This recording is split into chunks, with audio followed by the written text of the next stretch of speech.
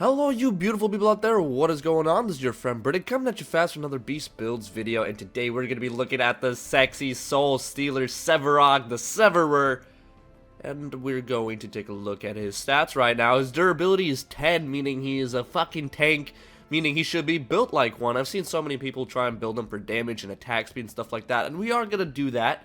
But we're going to focus on his defensive ability first. And my apologies if I sound stuffy. It's because I am. I'm currently dying. I think I have cancer, Ebola.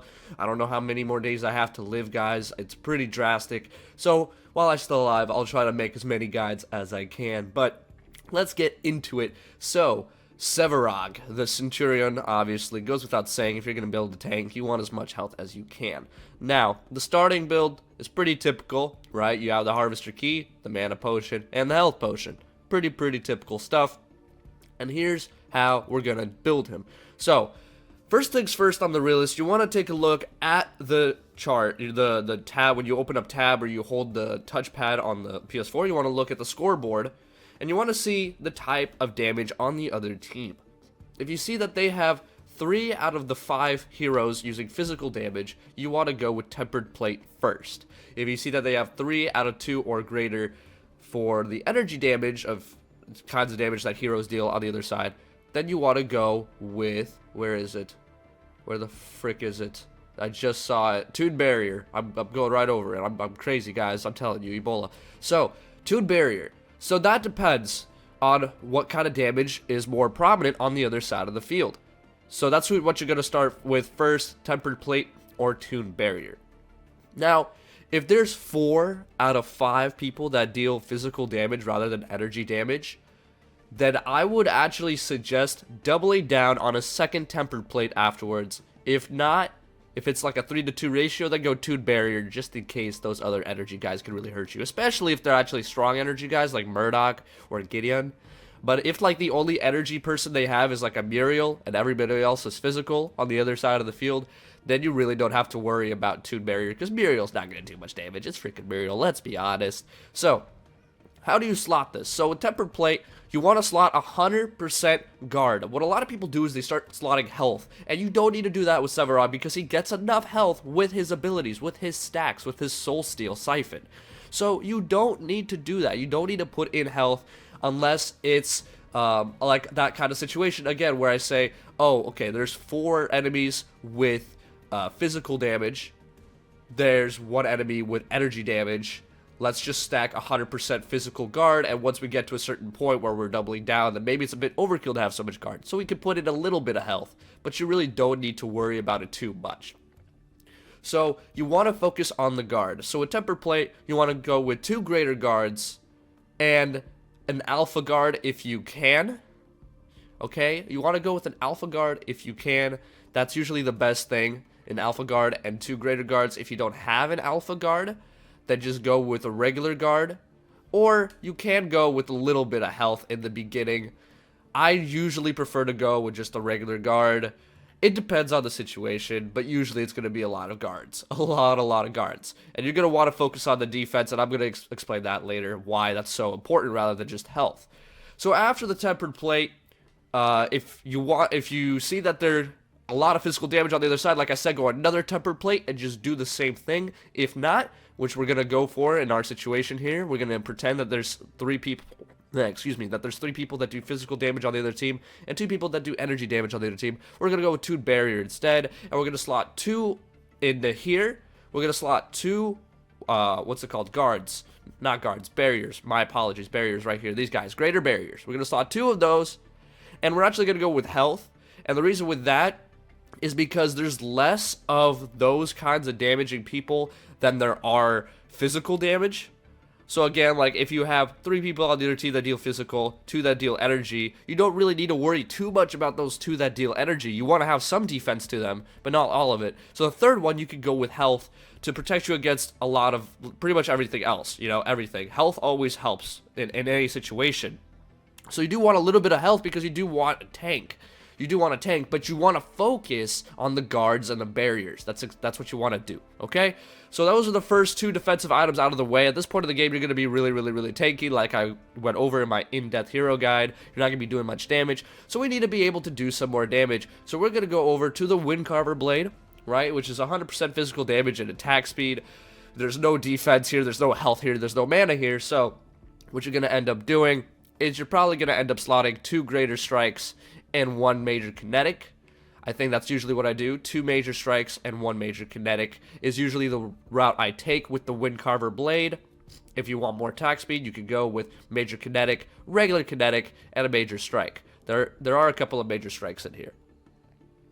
So then you want to go with the Adamant Edge as your 4th item because it gives you more physical damage and it gives you a little bit of health, which is pretty nice. And again, you want to max that out with major strikes as much as you can. So that's why you have a couple of those major strikes up in your deck, okay? So those are the 4 first equipment cards. At this point, you got rid of your Harvester Key, so you have your Mana Potion, your Health Potion, and those 4 equipment cards. For your 5th card, I usually go with Toon Barrier, or not Toon Barrier, my bad, where is it? Pendulum of the Lords, because it gives me a bit more mana, a bit more health, and it actually adds to the cooldown reduction of my abilities, which are pretty useful, which are pretty important when I do that. I can Siphon more often, I can use my ultimate more often, I can use my Snare, my Root more often, and it's really, really nice. It's really nice. It's a really good card, and I usually slot this with, let's see, I usually slot this with max health, just because, again, I'd rather, you don't need to focus on mana, and I'll explain that in a second, but when you slot more health, obviously you're going to be tankier, and it's just, I mean, you don't need to put in cooldown, really, with this guy. It's not like Muriel, where you need to be popping off his abilities as often as possible. You'd rather just be able to absorb more damage. And I know, like, in the beginning, a lot of people are like, oh my god, you said you don't fucking slot him health, man, and you're telling us all this health stuff. In the beginning, you don't slot health because you want to slot your defensive items, guard and barrier, because later on, you don't need to slot any more guard or barrier. They pretty much cap out. They become, like, not as effective as they are in the beginning. So health is just a bonus in every situation, especially if you're playing with characters such as Muriel, who could give you more armor on that health. So that's why you do want to do a little bit of health. It's not like you absolutely ignore health, you know, but you want to focus, and I say the word focus, on guard and barrier. And the last one, the 6th item, I usually keep my 6th item as a Mana Potion, but if you really want to put in a 6th item, I have this one, Overflowing Gifts. It's actually an uncommon, so probably not everybody has it at the moment, but it gives me mana regen.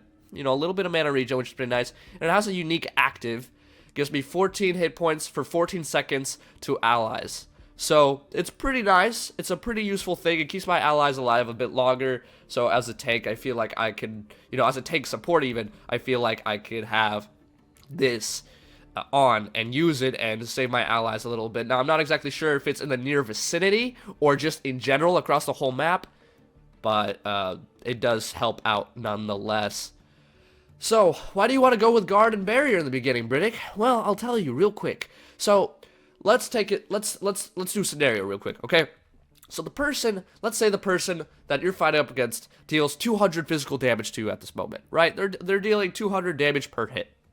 Now, I'm not 100%, don't quote me on this, I'm not 100% sure on how much damage mitigation goes in when you're considering guard and barrier versus energy damage, physical damage, all that stuff. But for simple terms, let's keep it this way. However much guard you have, you just subtract it from however much attack damage they have, and that's how much damage they actually do. So let's, for example, say they deal 200 attack damage on average normally, and you have guard that protects you from 190. So let's just say, for simple purposes, they only deal 10 damage to you per hit. That's 10 damage to you per hit.